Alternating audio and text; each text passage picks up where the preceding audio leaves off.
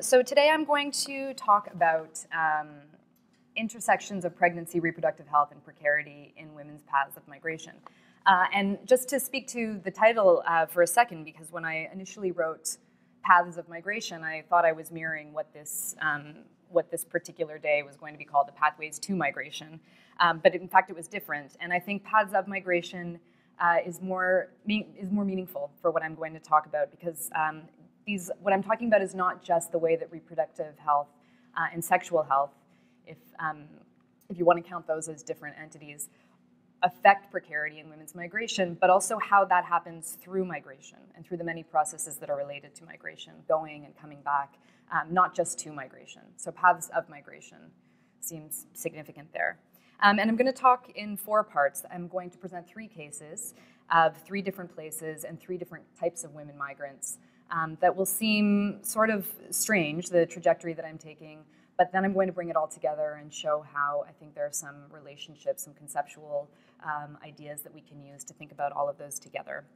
And some similar dilemmas regarding specifically links of reproductive and sexual health and women's precarity.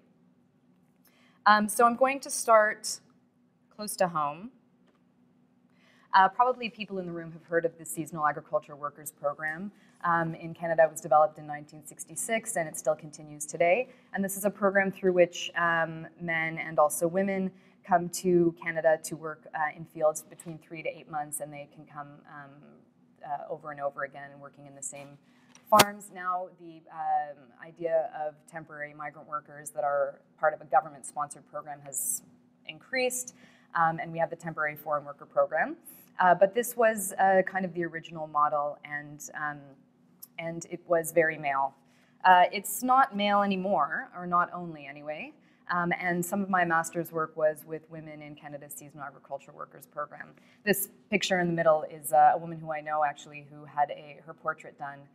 There's been a lot of interest in seasonal agriculture workers in Canada by local artists who talk about wanting to humanize these migrant workers, and in some cases are able to do that. In this case, I really liked this portrait, and so did the woman who is portrayed here. The other 2 pictures are of workshops, sexual health and reproductive health workshops that I participated in Niagara-on-the-Lake in 2007. So 3 to 4% of the about 20,000 people who come in the Seasonal Agriculture Workers Program to Ontario are women. So it's not a lot. It's not a lot considering how many migrant workers come, but it's a lot. When you think about the fact that the program was designed for men and not necessarily takes women into consideration. Women are mostly in canning and food processing, fruit and vegetables, in nurseries, greenhouses, sometimes fruit including apples, and that's why many of them are concentrated in the Niagara area.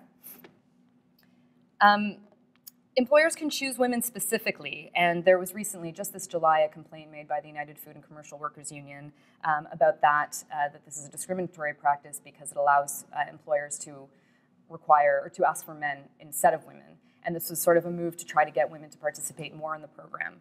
As it is, and why I think it's important here, is that people who participate in the Seasonal Agriculture Workers Program are chosen to do so by the Mexican Secretariat of Labor and Social Welfare.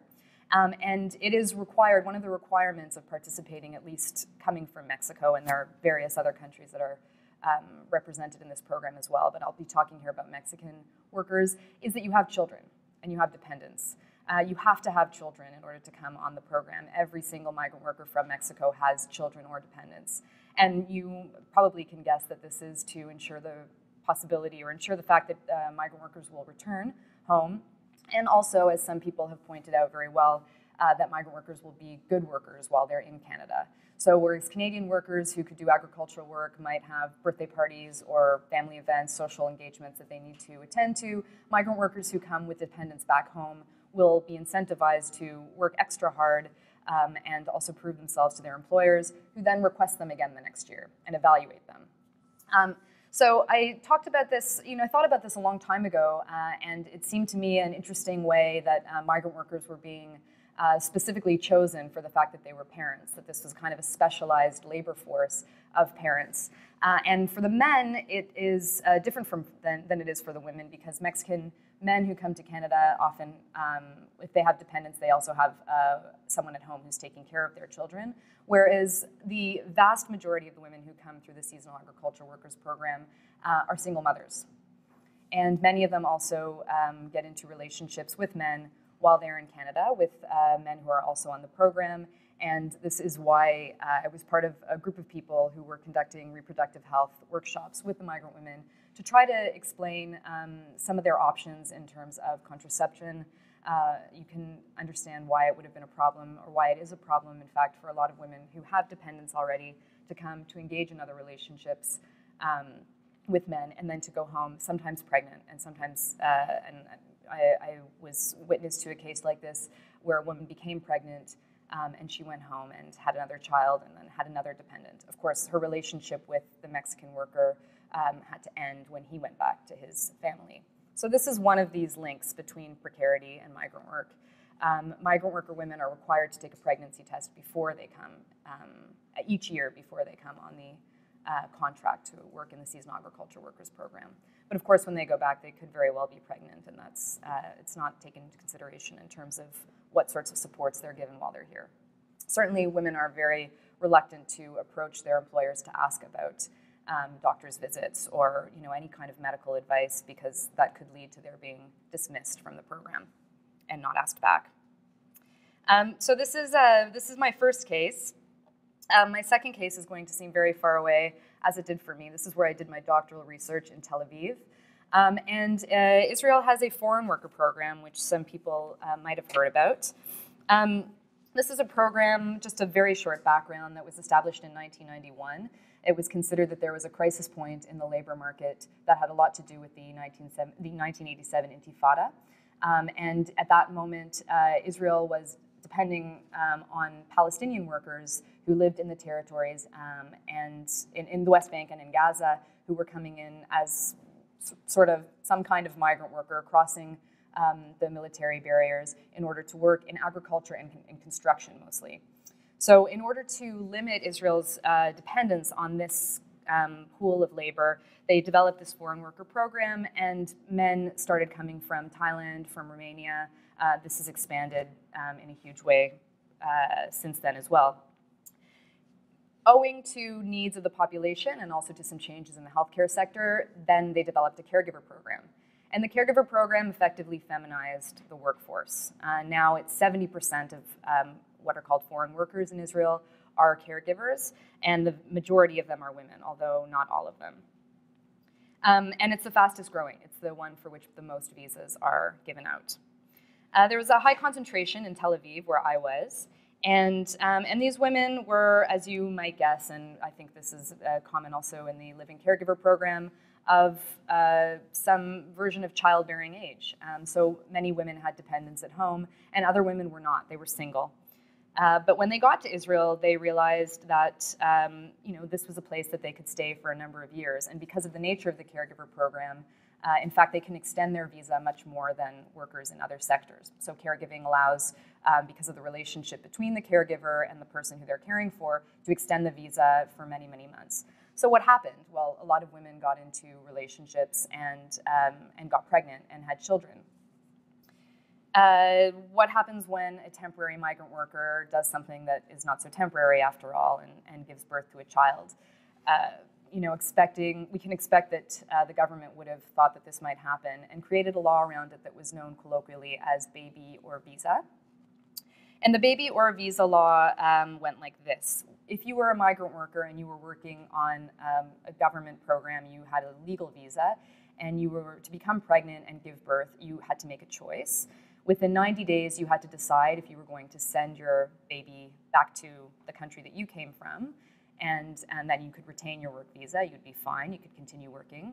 Or if you were to keep the baby with you, you would lose your work visa, and you would be without status, as would the child. So there's no territorial citizenship in Israel, so if you're born on Israeli territory, it doesn't automatically make you a citizen. So here you have two people who are what I call illegalized migrants. And this is maybe a term that you've heard of before. I prefer it to undocumented, since nobody I knew had more documents than people who were illegalized. And also it emphasizes this kind of processual nature, that they're continuously being illegalized by the state and by the government. And as DeGenova and Putz have remarked, borders exist everywhere that migrants move. So this is a kind of process of illegalization for the children and for the women. Even so women made choices, and many women chose to keep babies with them, and they lost their status. And then they continued to work in domestic work in the unregulated sector, not the caregiving that they had done previously, but other forms of domestic work. The other thing that happened, and you maybe have heard about this in other things that you've read or other interests that you've had, Israel is a very pronatalist country. There is a real infrastructure for people to give birth, and it's free. And if you live in Tel Aviv, which is a large city with a lot of resources, it doesn't really matter if you have status or you don't have status, you will have access to all of these services. This is one. This is a tipat chalav, which means drop of milk, and it's a kind of a mother and baby wellness center. That is, a place where there are doctors and nurses who can care for your baby, not if they're sick, but to give vaccinations, a kind of general thing. This is absolutely free, and it's available. There are several of them. These are photos from when Laura Bush visited. I'm a bit shy about taking photos in places, so I had to use some of the stock footage that I found. But you can see what the center looks like. There's public health announcements. They have breastfeeding support. This is a kind of practical effect of a pronatalist policy in Israel. Israel, just to give a sense, has consistently had one of the highest fertility rates among advanced capitalist countries. So there's an average of 3 children per woman, which is double that of Canada. In Canada, the average is 1.5.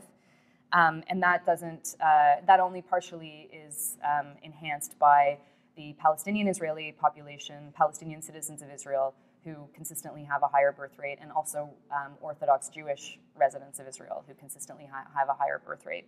Even secular women have a lot of kids, and pregnant women are, normalized completely in the everyday society. So those are two sort of pragmatic effects. So what happens is you have a number of women who maybe have status, maybe don't have status, but find it, while incredibly precarious, also in some ways their pregnancies and their births are facilitated by the number of services that are available to them. If you're interested in this too, there's some great work by Rhoda Kanane, who she wrote a book called Birthing the Nation, which talks about how this kind of pronatalism is unevenly distributed in Israel, which you might imagine, although not, I would argue, for migrant workers who live in the wealthiest areas of the country and who work for people who live in areas that are well serviced by this.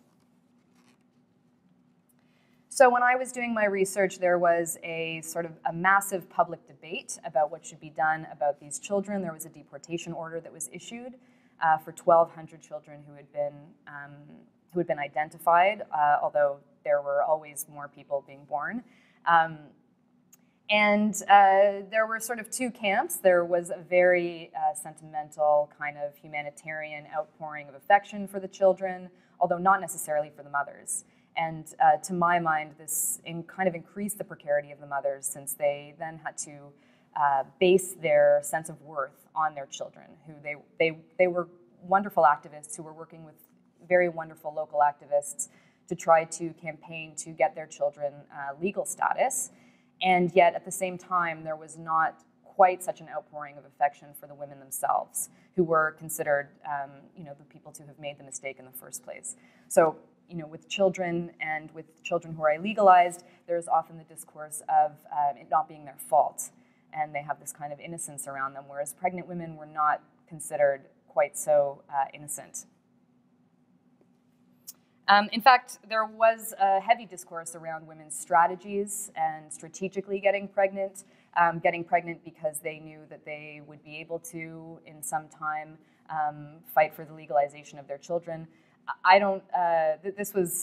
This to me was always an extreme kind of a view, but it was echoed by the Minister of the Interior, Eli Yishai, who said that illegal migrant women were using their children, quote, as a talisman to secure their continued stay in the country. This sort of thing was repeated all the time, And it was precarious. It was a debate about stopping the deportation of the children. Finally, after over a year of this campaign, they were successful in the case of some children and not in the case of others. But certainly pregnant women were under suspicion, pregnant migrant women, not just by local Israeli citizens, but also by other migrants who equally moralized or immoralized the women. Okay, so moving now for something completely different, although maybe not so much. An area of research that I'm looking into. So the past two cases represent research that I've already done, and this is something that I'm becoming very interested in. This is a picture from a photograph from the Globe and Mail. I happen to be in McAllen, Texas, where this was taken at the same time as this article came out, and it was about a crisis in flow of migration across the border, which I think we'll probably hear about more, mostly of women and children. There was a very, very high rate of undocumented minors, people under 18 years old, coming across the border, and McAllen, Texas is just across the Rio Grande and has always been a gateway for migrants from Mexico or who come through Mexico. And in this case, there was a real moral panic about it. This is Texas. This is the best map I could find to give a sense of the context of it. So you can see McAllen is right there at the bottom. McAllen is where my father is from, and I've spent much of my life there, actually. So it's interesting to see how this has developed. It dips right into Mexico, and the Rio Grande is it's a river that is not a big river, and people swim across. If you're familiar with the term wetback, this pejorative term wetback, this is where it comes from. And this is McAllen, Texas. So this is,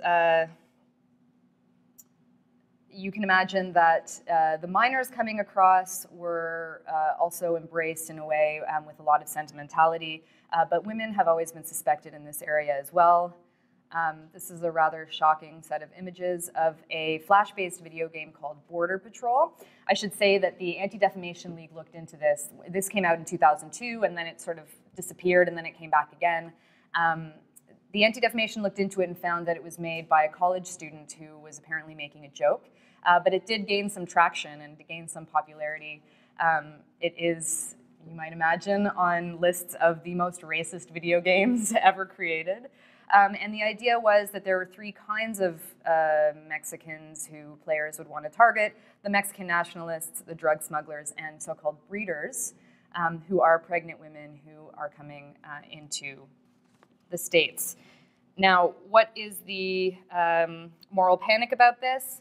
Anchor babies. And if you've heard this term, it's used now more all over the world, but began in the US. Children born to a non-citizen mother. So in the US, there is territorial citizenship. And if you were born in the US, as my father was an anchor baby, as a matter of fact, and you can confer citizenship. Now, how does this work? Is it so easy as it seems? I should say, too, there are a number of extremely offensive images online regarding this term and everything around it. I chose one that was actually done by a woman who works for a very progressive organization, Ann Park, and she was writing about the kind of imagery of the anchor baby, the breeder, and the welfare queen, and comparing these two moments in American history where women have been considered manipulative and sort of criticized for their manipulation. How does it work? It is very, very difficult to actually confer citizenship. A citizen, so a child, an anchor baby, must be 21 years old to sponsor permanent residency applications, and it has to be an immediate relative.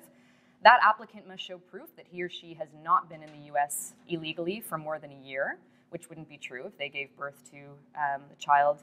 Without that proof, the applicant has to return to the country of origin for 10 years, at which point they can return to the US and apply again. So this is how much we should be nervous about anchor babies. Anchor babies are implicitly, I think, very anti-woman, and to me represent a gross irony, particularly in Texas, which is also undergoing its current abortion crisis. So if you're following any of the legal debates in Texas, you'll know that abortion clinics have closed at unprecedented rates. This is due to the House Bill 2, HB 2, which requires that abortion clinics have the same services as they're called surgical ambulatory centers. And this means a lot of expensive upgrades. It also means that doctors who work in abortion clinics have to have privileges in hospitals nearby, which, if you can imagine, the sort of attitude toward abortion in Texas would be near impossible. So this is what's going on. Now, if women did want to have an abortion, the reason I bring it up is because the other fact that's widely cited about migration to the US by women is that current estimates are that 80% of women who come across the Mexico border are raped. 80%. So it used to be, I mean, Amnesty International had put out the number 60% a few years ago, and now that is considered outdated. It's 80% of women. So whether or not women do want to have an abortion, they wouldn't be able to, of course, in Texas, or it would be extremely difficult for a number of reasons. And this is a quote that I've seen in so many different forms. They know the price to pay for getting to the United States. The price is rape. And this includes across Mexico and also across the border. Women are being, Erin Siegel, who I was talking about just before the talk, is a journalist who has uncovered a new slang term for women from Central America who come across the Mexico border. They use the term cuerpo-matic or cuerpo-matico, which means to use your body like an ATM, or like it's a play on the word credomatic or credomatico, which is a Central American credit card processing firm.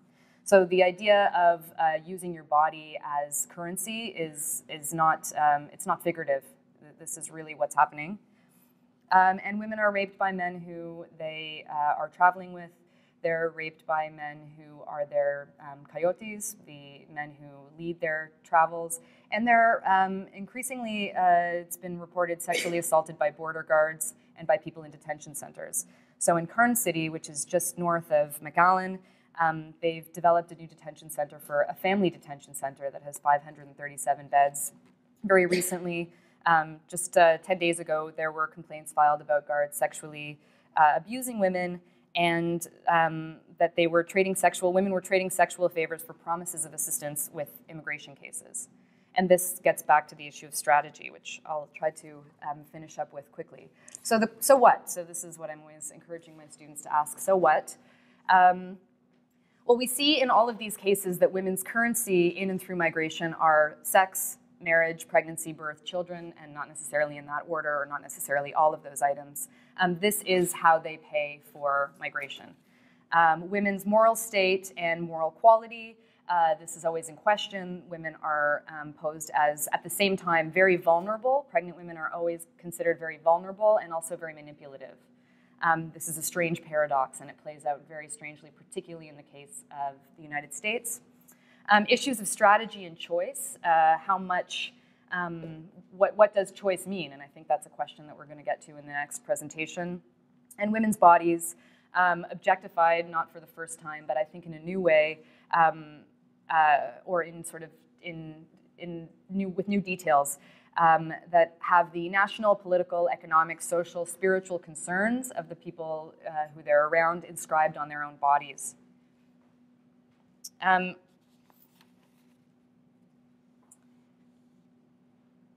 I think this just answers a question that I've had for a while. Is women's migration just migration that women happen to participate in? And this is a form of a kind of a long-term feminist question about whether or not we can talk about women as a separate